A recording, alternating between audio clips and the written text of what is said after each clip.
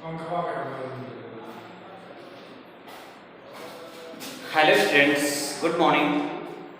I am Anil Goswami, your English teachers. I will teach you English grammar class 6, chapter 5, the verb. First question, what are verb? A verb is a word which says something about a person, place or things. A verb is a word which says something about a person, place or thing. यानी example sleep, read, play, fly, go, come, etc. Kinds of verb. First, main verb or finite verb. Main verb or finite verb. Second, helping verb or auxiliary verb. It's okay. Main verb. That is main verb. Main verb also two types. Main verb also two types. First, transitive verb and intransitive verb. Main verb also two types. Main verb also two types. First, transitive verbs and second, intransitive verbs. It's okay. That is example. आप देख रहे हैं कि मैंने कहा कि verb, पहला question जो आपका है शायद आप लोगों को समझ में नहीं आ रहा होगा, आप कंफ्यूज हो रहे होंगे, तो आइए हम हिंदी में इसे आप तक पहुंचाने का प्रयास करते हैं कि आखिरकार अभी तक जो मैंने आपके सामने कहा उसका अर्थ क्या है। तो आइए देखते हैं। A verb is a word which says something about a person, place or things. Sleep, read, play, fly, go, come, etc. यानी क्रिया किसे कहते हैं? किसी पर्सन के द्वारा किसी कार्य को करना, किसी काम को करना, होना पाया जाए, उसे हम क्या कहते हैं? क्रिया कहते हैं। हमारे द्वारा या आपके द्वारा कोई काम अगर हो रहा है या किसी वस्तु के द्वारा अगर कोई कार्य हो रहा है तो ऐसे में वो क्या कहलाएगा? वर्ब कहलाएगा। क्या कहलाएगा? वर्ब कहलाएगा। एग्जाम्पल जैसे सोना, रीड पढ़ना, प्ले खेलना, फ्लाई उड़ना, गो जाना, कम आना, यानी ये सब हमारे और आपके माध्यम से क्या किया जा रहा है? कार्य को किया जा रहा है। जो भी हम कार्य करते हैं, अगर कोई कार्य हो रहा है तो वह निश्चित ही सजीव प्राणी ही करेगा। अगर कोई कार्य कर रहा है तो वह सजीव प्राणी ही करेगा। जैसे फ्लाई का काम कर रहा है, कोई बर्ड्स फ्लाई का काम कर रहा है या हम फ्लाई का काम कर रहे हैं, तो आखिरकार उस बर्ड्स में जान है, तभी तो वह फ्लाई मीन्स उड़ना, उड़ने का कार्य कर रहा है। प्ले मीन्स खेलना, खेलने का कार्य हो रहा है। तो इस तरीके से वर्ब किसे कहते हैं आपको समझ में आया होगा, क्रिया किसे कहते हैं आपको समझ में आया होगा। और आगे हम बढ़ते हैं कि काइंड्स ऑफ वर्ब। वर्ब कितने प्रकार के होते हैं? आपके क्लास में वर्ब दो प्रकार के होते हैं। कौन कौन सा? आइए हम देखते हैं इसके बारे में कि फर्स्ट होता है मेन वर्ब या फिर फिनिट वर्ब, जिसे हम कहते हैं मुख्य क्रिया, जिसे हम क्या कहते हैं? मुख्य क्रिया। दूसरा है हेल्पिंग वर्ब और ऑक्सिलरी वर्ब, यानी सहायक क्रिया। बात समझ में आ रही है? तो पहला हम मेन वर्ब देखेंगे कि main verb also two types, यानी मेन वर्ब जो होता है, मुख्य क्रिया जो होती है, वह भी दो प्रकार की होती है। वह भी कितने प्रकार की होती है? दो प्रकार की होती है। बात समझ में आ रही है? आवाज आप तक हमारी आवाज पहुंच पा रही है? मेन वर्ब जो होती है वह भी दो प्रकार की होती है। वह भी कितने प्रकार की होती है? दो प्रकार की होती है। पहला होता है ट्रांसिटिव वर्ब यानी सकर्मक क्रिया, और दूसरा होता है अकर्मक क्रिया, इंट्रांसिटिव वर्ब। यानी सकर्मक क्रिया किसे कहते हैं? जिस वर्ब के सब्जेक्ट एंड ऑब्जेक्ट दोनों हों, जिस वर्ब के सब्जेक्ट एंड ऑब्जेक्ट कर्ता और कर्म दोनों हों, उसे ट्रांसिटिव वर्ब कहते हैं। या फिर हिंदी में आप समझ लीजिए कि जिस क्रिया के माध्यम से जिसका कुछ अर्थ निकलता हो उसे हम सकर्मक क्रिया कहते हैं।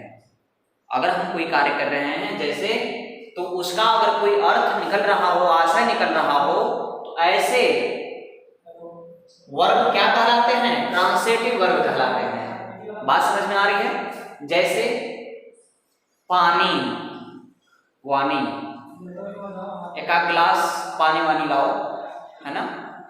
तो पानी तो सकर्मक क्रिया हो गया, लेकिन ये जो वानी है, पानी वानी, पानी सकर्मक क्रिया हो गया।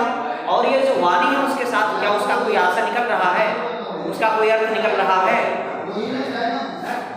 बात समझ पा रहे हैं कि नहीं?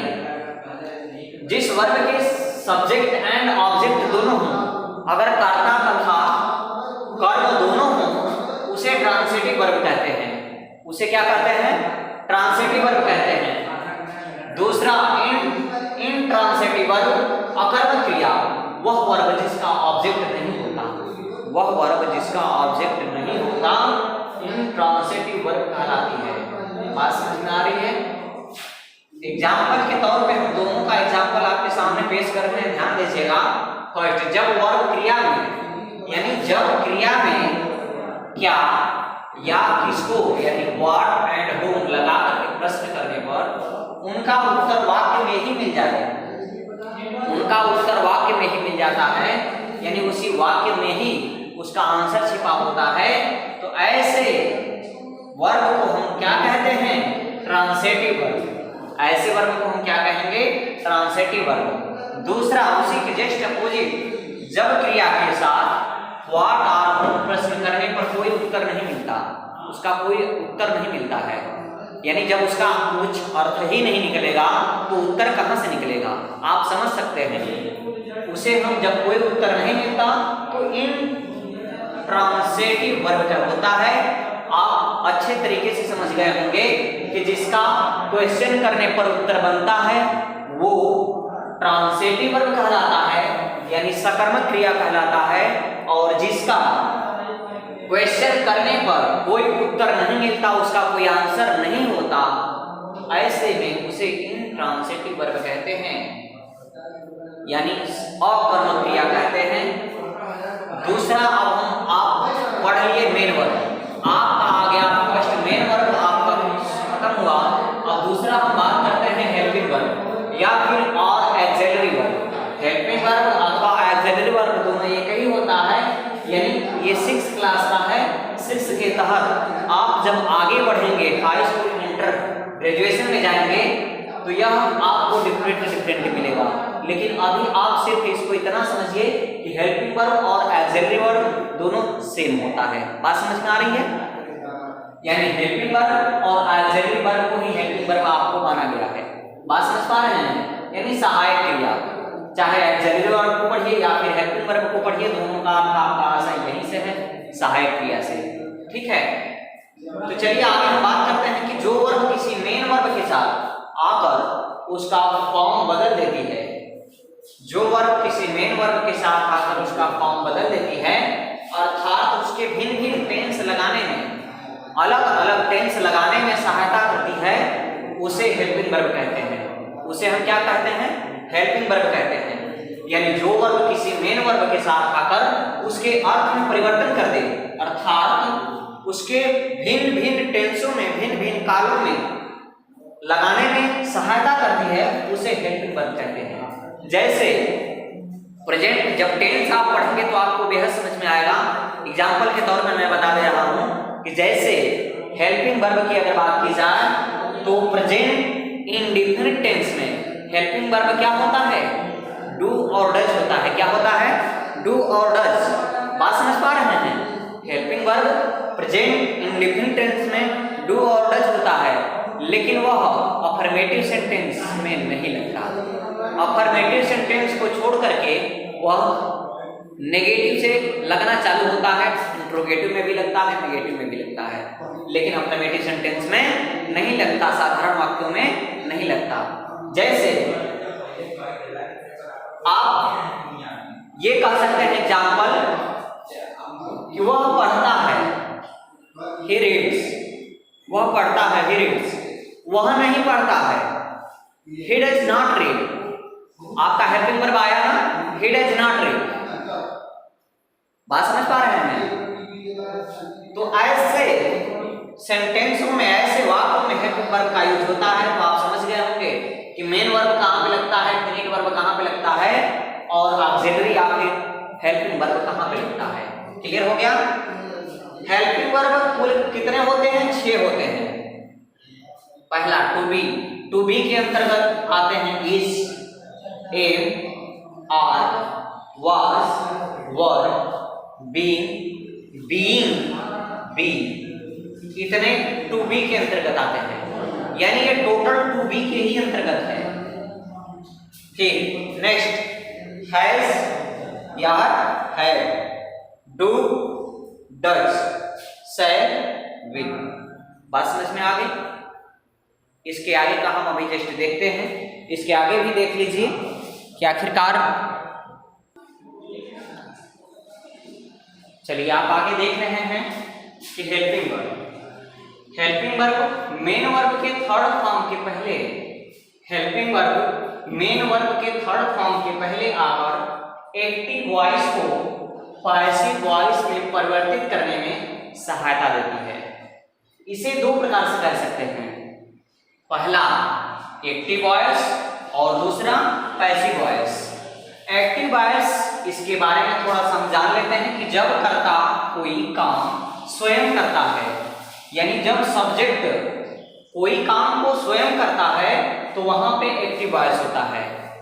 जैसे एग्जाम्पल के तौर पे देख लीजिए कि मनोहर रीड्स अ बुक, मनोहर किताब पढ़ता है, मनोहर किताब पढ़ता है, यानी मनोहर पढ़ने का काम खुद कर रहा है। मनोहर किताब पढ़ता है यानी सब्जेक्ट जो हो रहा है वह खुद ही काम कर रहा है। एग्जाम्पल पैसिव वॉइस को अंतर डिफरेंट आप समझिएगा कि आखिरकार मनोहर बुक पढ़ता है, किताब पढ़ता है। पैसिव वॉइस में उसी वर्ड्स को हम कैसे कहेंगे कि जब ऑब्जेक्ट सब्जेक्ट से कोई काम करवाता है, जब ऑब्जेक्ट सब्जेक्ट से कोई काम करवाता है तो पैसिव वॉइस होता है। एग्जाम्पल, इसी को हम पैसिव वॉइस में कैसे बदलेंगे, आप ध्यान से समझिएगा कि a book is read by Manohar, a book is read by Manohar, यानी सब्जेक्ट के पहले बाय लगा देते हैं जिससे कि यह किस में परिवर्तित हो जाता है, पैसिव वॉइस में। और इसके साथ ही साथ टेंस के अनुसार हम यहाँ पे हेल्पिंग वर्ब का यूज कर देते हैं। जैसा कि आपको पहले पढ़ा है कि हेल्पिंग वर्ब मेन वर्ब के थर्ड फॉर्म के पहले, मेन वर्ब के थर्ड फॉर्म के पहले आकर एक्टिव वॉइस को पैसिव वॉइस में परिवर्तन करने में, एक्टिव वॉइस को पैसिव वॉइस में परिवर्तन करने में मदद करती है। बात समझ पा रहे हैं? और पैसिव वॉइस बनाते समय हम सब्जेक्ट के पहले बाय लिखते हैं, बाय लगाते हैं। बात समझ में आ रही है? वर्ब के 3 फॉर्म होते हैं। वर्ब के कितने फॉर्म होते हैं? 3 फॉर्म होते हैं। कौन सा? फर्स्ट फॉर्म, सेकेंड फॉर्म और third form. First form, second form और थर्ड फॉर्म। और इसके बाद एक आता है आईएनजी फॉर्म, जो कि वो बहुत ही इजी होता है, बहुत ही आसान होता है। तो चलिए, आप, हमें लगता है कि आप इतना जो भी अभी तक आपने समझा आपको अच्छे तरीके से, बेहद तरीके से समझ में आया होगा।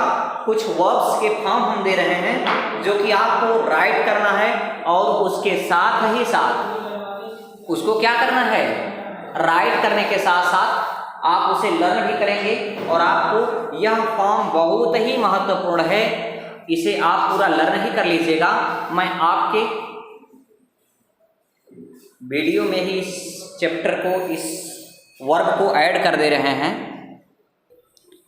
देखिए, आपका ये है verb, first form, second form और थर्ड फॉर्म। इसे आपको राइट करना है, इसे आप राइट करेंगे और लर्न भी करेंगे। बात समझ में आ रही है? जाइए, इस चीज़ को आप देख रहे हैं, फर्स्ट फॉर्म, सेकेंड फॉर्म, है ना? इसको आपको लर्न करना है और इसी साफ तरीके से राइट, नीट एंड क्लीन आप इसे लर्न करेंगे। जैसे आप यहाँ पे देख रहे हैं कि ब्लू, ब्लो मीन्स होता है हवा चलना, तो सेकेंड फॉर्म इसका ब्ल्यू है और थर्ड फॉर्म इसका ब्लॉन है और आईएनजी फॉर्म ब्लोविंग। इसी प्रकार से आपको याद करने में कोई बहुत ज़्यादा कठिनाई नहीं होगी। अगर आप चाहते हैं स्टूडेंट्स तो बहुत ही जल्द आप लर्न कर लेंगे। ठीक है, देख पा रहे हैं इसे, देख रहे हैं,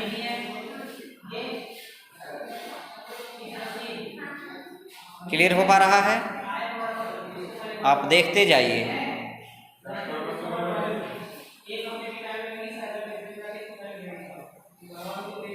इस वीडियो को पुश करके आप देखिएगा और नोटबुक में राइट करिएगा, क्योंकि यह आपको फिर मिलने वाला नहीं है। इस चीज़ को समझिएगा। ध्यान दे रहे हैं सभी स्टूडेंट्स? ये टोटल लिखना है और आपको याद करना है। Learn it and write it.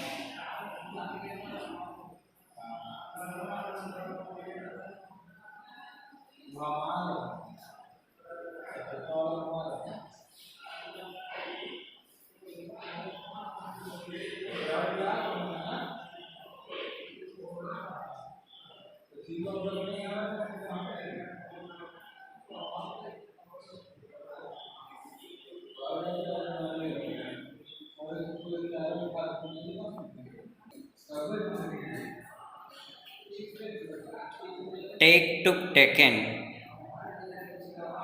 देख पा रहे हैं? दिखाई दे रहा है ना अच्छे तरीके से?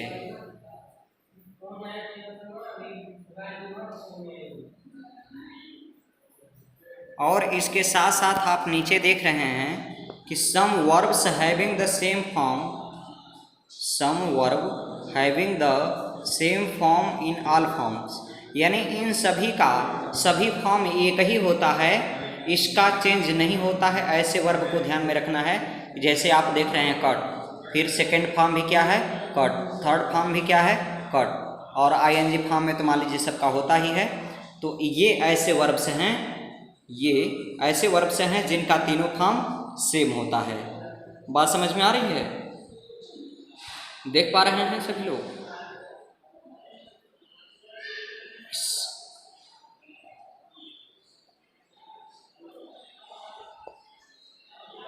इस क्लास को मैं इसी पे एंड करता हूँ। Thanks for watching this video.